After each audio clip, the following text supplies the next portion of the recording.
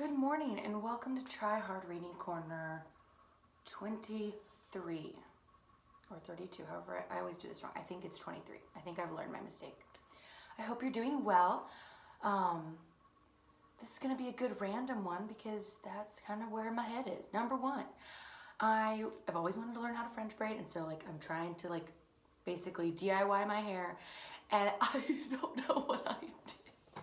First off, I think my hair is really thin, and so my hair, I don't know, right now it's trendy to have these beautiful, flowy, big, curly, beautiful braids that look effortless, and I'm too intense. Look at how tight I braided these, all the way down. I don't even know if you noticed it. Look how tiny that is.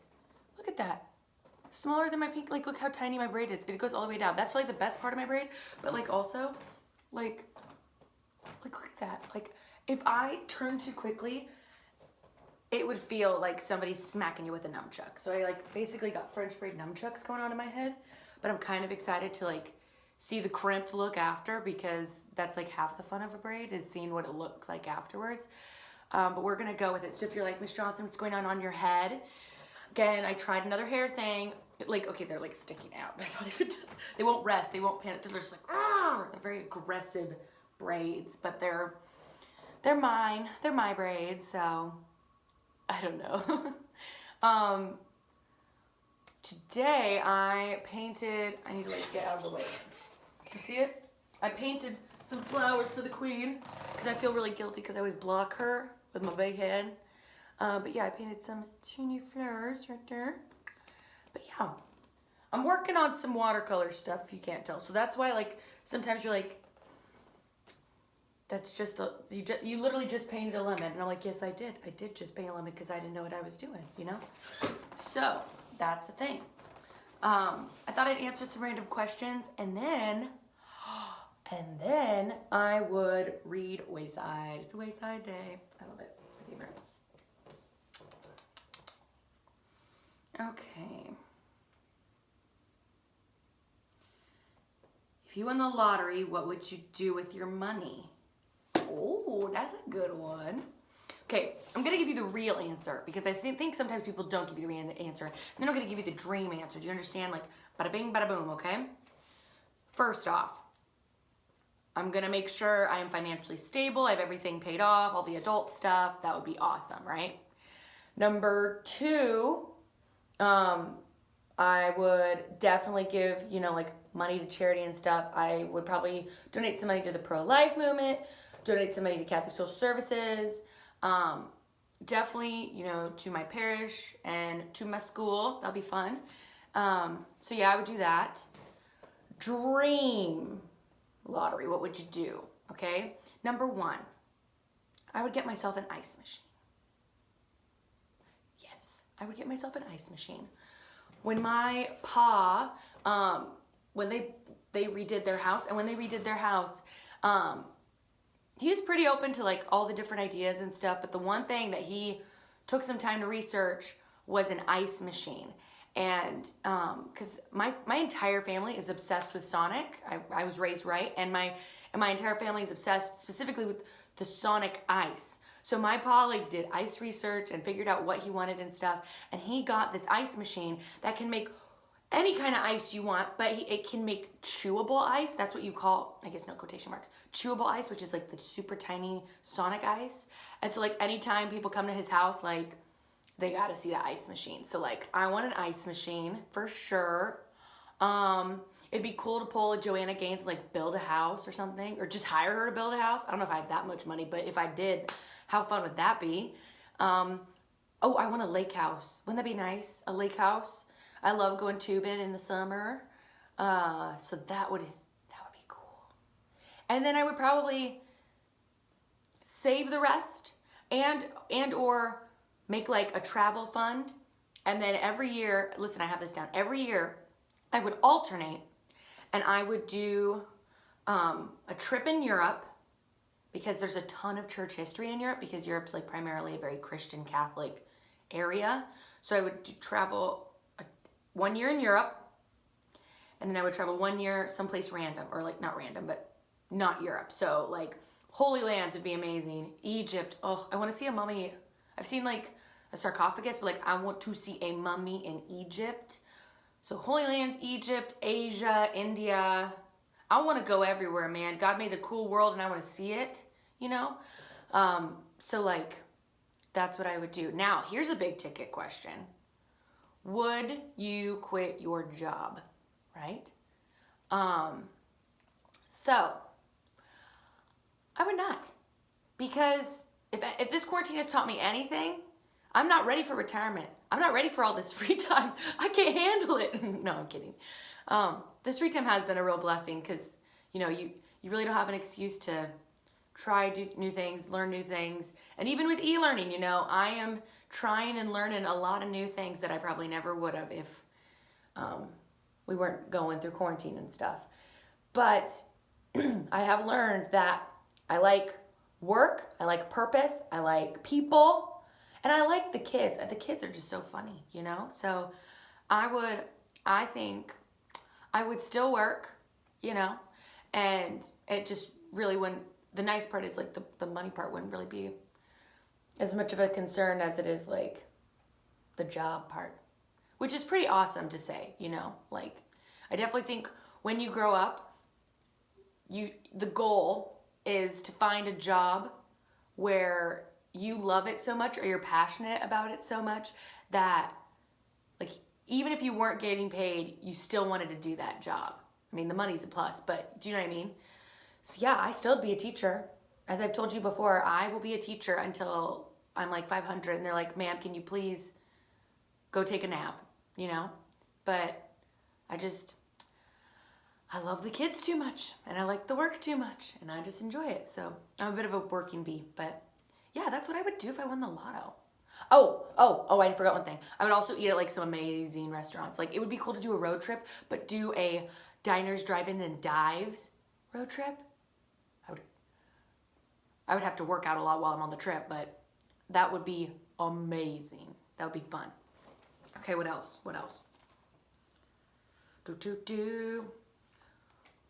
What is your favorite age and why? Very interesting. Honestly, if you didn't know, I'm 24. 24's been pretty fun. I mean, this will definitely be a memorable year, you know? But I like how each year I'm slowly learning and I'm slowly getting better and trying to be a better me. So I like that. I also have my dream job, which is great. And I have wonderful friends and a beautiful family and great people in my life. And I honestly, 24's rocking it, you know? But if you had to like go back in time and pick, I think 13. Honestly, I think 13. I gotta tell you, 7th and 8th grade are some of my favorite times in my life. I had so much fun. I have so many great memories. And I just liked what I was learning about, what I was doing, and all that stuff. And you know what? Maybe since 13 is my favorite age, maybe that's why I just want to like work with 13-year-olds for the rest of my life. You know, whenever I tell people I'm a middle school teacher, they're like, God bless you, you're amazing. And I'm just like, it's awesome. It's so fun. I don't know if I could be a kindergarten teacher, you know? Like, everybody has their own cup of tea, and I guess my cup of tea is teenagers. But yeah, honestly, I think 13 was one of my favorite years. It was so fun. How many people would say that? Usually it's an awkward year, but I rocked it. It was great. So yeah, you learn a little bit about Miss Johnson, if she won the lotto and what her favorite age is. So that's fun. It's time for Wayside. We are getting there, people. I know we talked about the Erics. I know we talked about Allison. We are on chapter 24 and 25. Are you ready to go? Chapter 24, Damien. Damien had hazel eyes with a little black dot in the middle of each of them. The dots were called pupils. So was Damien. He was a pupil in Mrs. Jewell's class. Mrs. Jewell was about to show the class a movie. She turned out the lights. When it was dark, Damien's pupils got bigger. Damien, said Mrs. Jewell, run downstairs and ask Louis if he'd like to see the movie with us. Damien ran down the 30 flights of stairs to the playground. He stepped outside as Louis was hooking up the tetherball. Hey, Louie, said Damien. Do you want to see a movie with Mrs. Jewell's class? Damien rubbed his chin. Or not Damien. Louie rubbed his chin. What movie? He asked. Damien shrugged his shoulders. I don't know, he said. I'll be right back. Damien ran all the way back up the 30 flights of stairs. Louie wants to know what movie, said Damien. Does he want to know the name of the movie or what the movie is about, said Mrs. Jules. I don't know. I'll ask him, said Damien. Damien raced down the stairs and out to the playground. Louie, do you want to know the name of the movie or what the movie's about, he asked. The name of the movie, said Louie. Okay, said Damien. He hurried back up the 30 flights of stairs and took the steps 2 at a time. He wants to know the name, said Damien. Turtle, said Mrs. Jules. Damien turned around, took a deep breath, and ran back down the stairs. Turtles, Damien told Louie. Hey, that might be good, said Louie. What's it about? I'm not sure, said Damien. I'll find out. Damien raced back up the stairs, but first, he stopped to take a drink of water. What's it about, Mrs. Jules, said Damien. Turtles, said Mrs. Jules. Damien rushed back down the stairs to tell Louie. Turtles, said Damien. No thanks, said Louie. I don't like turtles. They are too slow.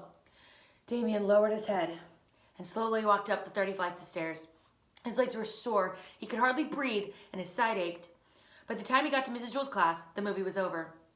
All right, class, said Mrs. Jules. I want everybody to take out a piece of paper and pencil and write something about turtles. Damien had missed the entire movie, but he still had to write something about turtles. Turtles are too slow. But now he couldn't find his pencil. It just wasn't his day. What's the matter, Damien, said Mrs. Jules. I can't find my pencil, said Damien. Class, Damien's missing a pencil, Mrs. Jules announced. What did it look like, Damien, she asked. It was long and yellow, said Damien. It had a black point at one end and a red eraser on the other. I found it, said Todd. Here, by the blackboard. Yes, that's it, said Damien. No, there it is, in the corner by the wastebasket, said Crabapple. Maybe that's it, said Damien.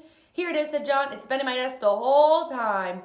No, it's here in my hand, said Joe. I found it, said Rondi. Here it is, said Allison. I have it, laughed DJ. I found it, said Damien. Or said Myron. Which one of you was yours, Damien? Asked Mrs. Jules. Damien studied each pencil. They all look like mine, he said. Fortunately, at the moment, Louie walked into the classroom and he handed Damien a pencil. You dropped this while you were telling me about the movie, said Louie. Thanks, said Damien. Okay, class, said Mrs. Jules.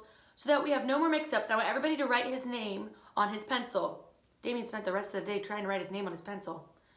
Damien's pencil couldn't write on itself. It was just like his beautiful hazel eyes with the black dots in the middle. They could see everything except themselves. Chapter 25, Jenny. Jenny came to school on the back of her father's motorcycle. She was late. Wayside School began at 9 o'clock. It was almost 9:30. She kissed her father goodbye and raced up the 30 flights of stairs to Mrs. Jules' room. I'm sorry I'm late, Mrs. Jules, but my father's motorcycle lost a... There was nobody there. The room was empty. Hello? Hello? She cried. Mrs. Jules? Dana? Todd? Anyone? There was no one in the room. Maybe I'm early, she thought. She looked at the clock. It was exactly 9:30.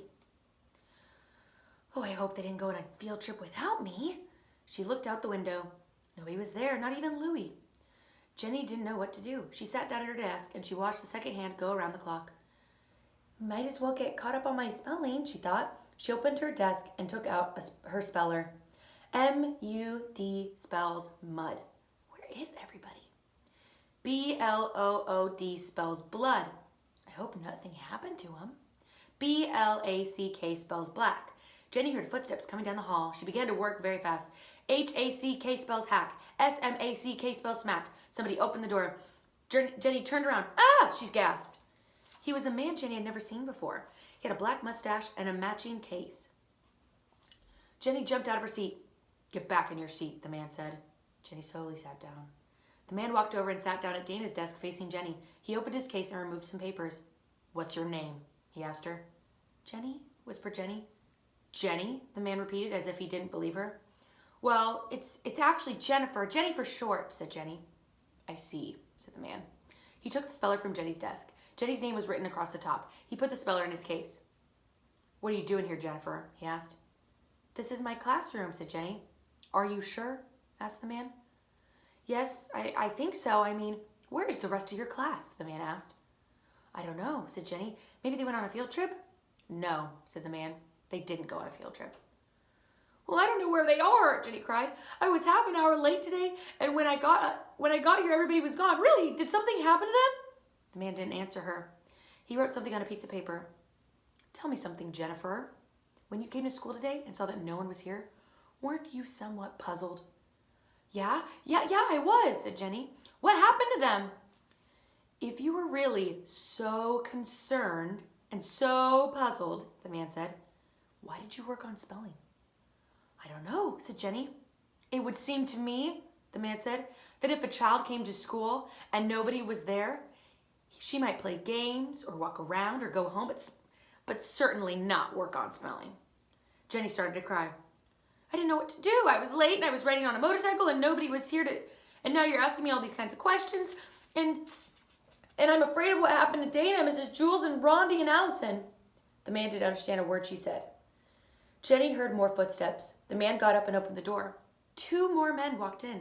One with a black mustache like the first man, and the other was bald. Jenny was very frightened. Does she know? Said the newcomer with the mustache. She claims she knows nothing, said the first man. She says she was late today, and when she got here, everybody was gone. Do you believe her? Asked the man with the bald head. I'm not sure. She was working on her speller when I walked in. He reached into his case and took out Jenny's speller. He handed it to the man with the bald head. The bald head read Jenny's name across the top. Tell me, Jenny, he said, why are you the only one here? I don't know, said Jenny. Has this ever happened before? He asked. No, never, she said. He gave Jenny her speller. Put this inside your desk. Jenny put it away. I'm satisfied, said the man with the bald head. Okay, Jennifer, said the first man. You may go now. Jenny got out of her seat. Jenny, the bald man said. Jenny slowly turned around. Yes, she whispered. Next time, don't come to school on a Saturday. That one is so intense. I remember the first time reading it, I'm like, what did she do? What happened to everybody? But yes, we are almost done. It's going to be good. I hope you have a wonderful day. I miss you. I love you. I'm proud of you. I care about you. I'm praying for you. I miss you. I miss you. I miss you. I miss you. I miss you. I miss you. And I can't wait to see your beautiful little faces again. I hope you have a great day.